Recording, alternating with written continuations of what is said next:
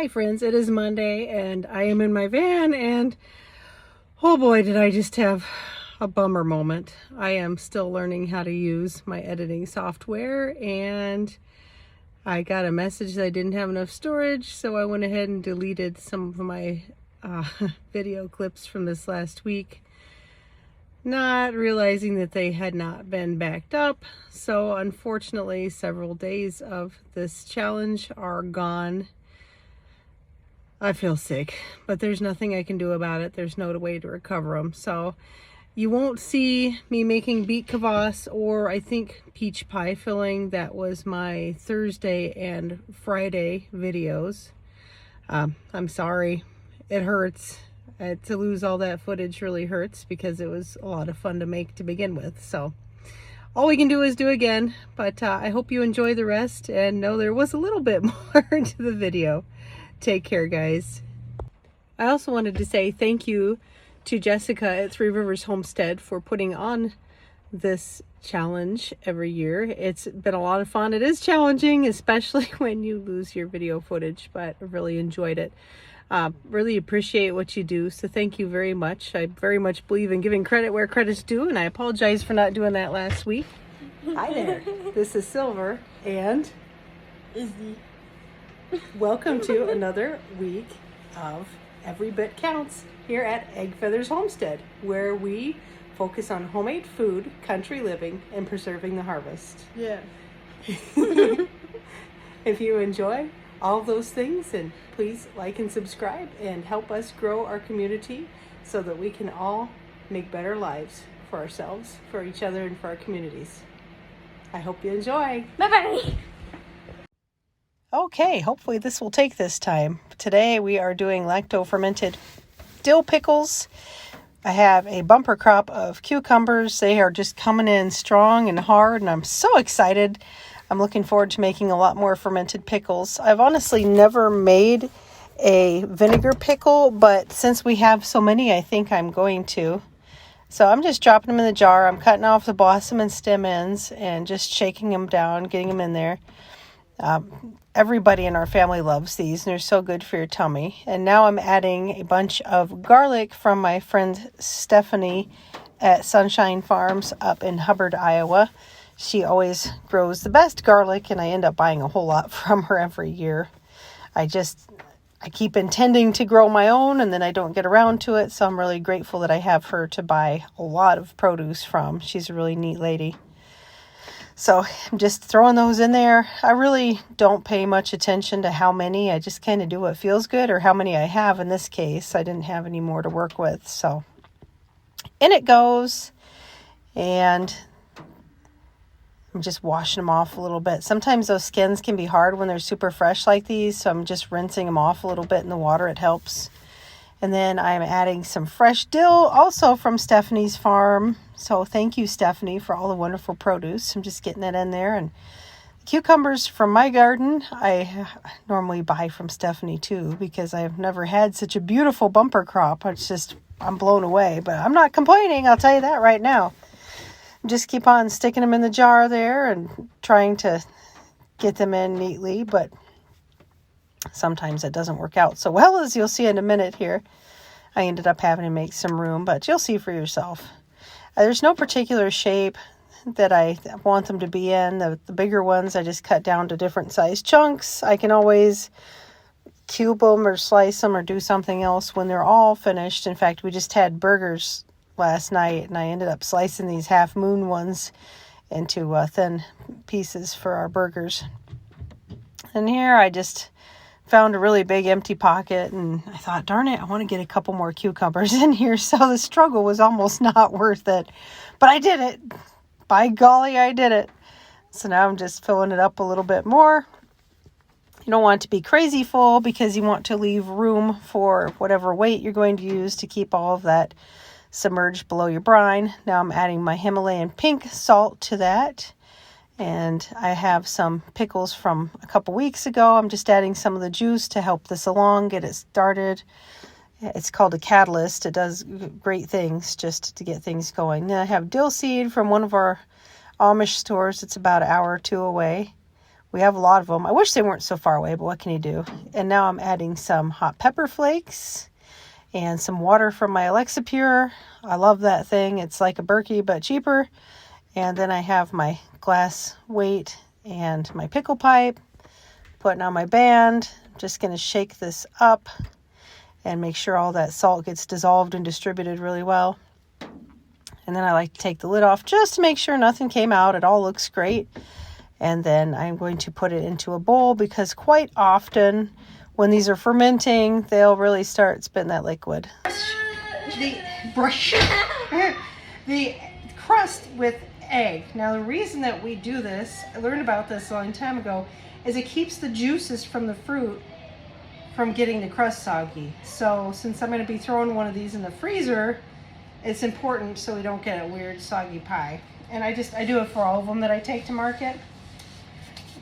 So far it has worked out very well. I've not had any issues with soggy crusts or anything like that. So what she does is she brushes and she fills, and I do the top crust while she's doing that. So make sure that when you fill it, you get lots of the juices. So you're gonna have to put, here, let's see if we can, here, wait, smarter not harder. So we're gonna bring the crust up to the dish.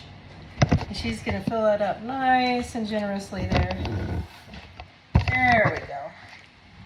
Don't forget plenty of juice. You got to get it like way down in there. And plenty of peaches too. Can't call it peach pie if it's not full of peaches. Okay. Well, you could, but... And that chirping means the dishwasher's done. It's already had its second ride for the day. It's probably got about 3, 4, maybe 5 more to go. Farmer's market day gets messy. That looks perfect because we have to allow room for the juices to bubble. Now we put a few dollops of butter on our pie filling. It just tends to make it really nice and rich. It's just a little bit, just a touch, like one more piece. Yep. This butter's all melty. It is. And then she's going to brush the edge of the crust with egg. Not too much. Yeah.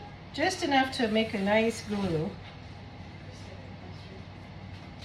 Because we want the top and bottom crust to seal up nice and neat. So after she does that, I'll show you what I do. All right, bring it back over here. Let's see if we can get this. Okay, so we'll put the pie on. Nice and easy here. Put it over. Flip it. And then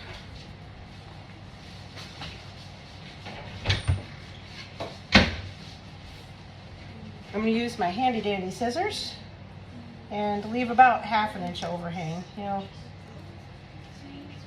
it depends on who's doing it.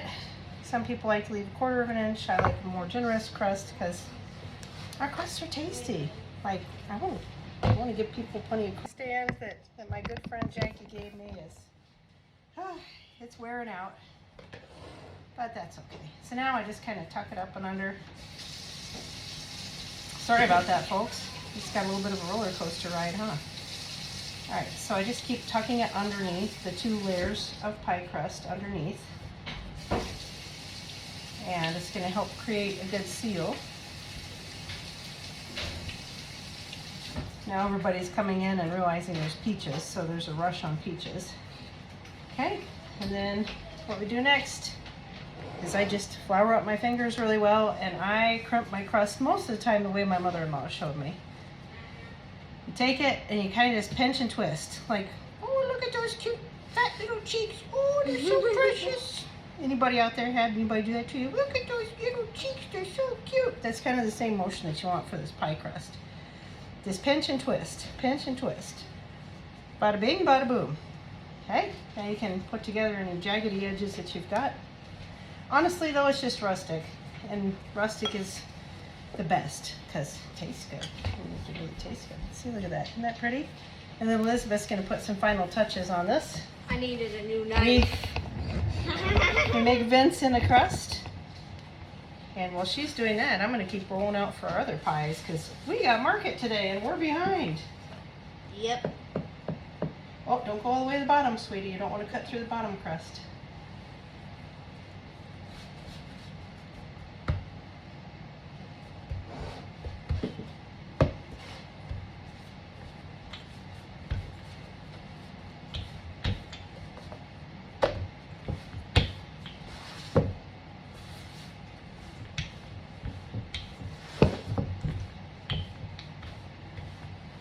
Should I just put pea? Nope, you don't even need to do that. We can tell that's peach filling. Okay. And then what are you going to do next, Elizabeth? Brush it with milk. Brush it with milk. Okay. Why do you do that? Because it makes the sugar stick, right? And it gives the crust a nice sheen. How was I supposed to remember? Because pie is a feast for the eyes and the soul. And your tummy. And your tummy. It's all those things. In other words, you could say pie is magic. It's the best. Okay. And then I put my pies on parchment lined baking sheet, or this time my husband's cousin David Cole gave me a bunch of these like silpadish type liners. So I'm actually going to put that on the baking sheet. And then what that'll do is catch the juices that will come off this pie. Probably more than enough sugar. Yeah. Turns out I didn't get rid of every part of my onion videos. So I'm just cutting these little onions up into slices and putting them in the dehydrator, and boy was I crying afterwards. Those are some strong onions. Hi again, it is Sunday night and we are working on the second project of the day. The first one was dehydrating some onions that came out of the garden, and I bartered some for goat milk, so I had some small ones. And our second project is more peaches. Today we are doing peach jam, and my lovely assistant Elizabeth is putting up her hair, so because we don't want hair in our food. She has been crushing these peaches. We're using a recipe from Amish Canning Cookbook, page 63, powdered or peach jam with powdered pectin. So she is mashing up those peaches. Even more. 3 3/4 cups peaches, 1 package of powdered pectin. If you were using liquid pectin, you would add it at the end. I'm going to grab 1/4 cup of lemon juice and throw it in here, and we're going to get it on the stove. Adding our 1/4 cup of lemon juice. Ms. Elizabeth is going to stir that up first. And let's get it on the heat. Stir. So we're going to do this on a medium-high heat. Here it comes the heat, girlfriend. And she is going to work on this. She's going to stir it until we get it up to and I'm just triple checking my directions, even though I've done this plenty of times. But she is going to bring these up to a boil. Why me? And then, because you're the lovely assistant, so she's going to bring this up to a full boil. And then once it comes to a full boil, we're going to dump all of our sugar in. And today we are using 5 cups of sugar. That is a lot of sugar. 5 cups of sugar.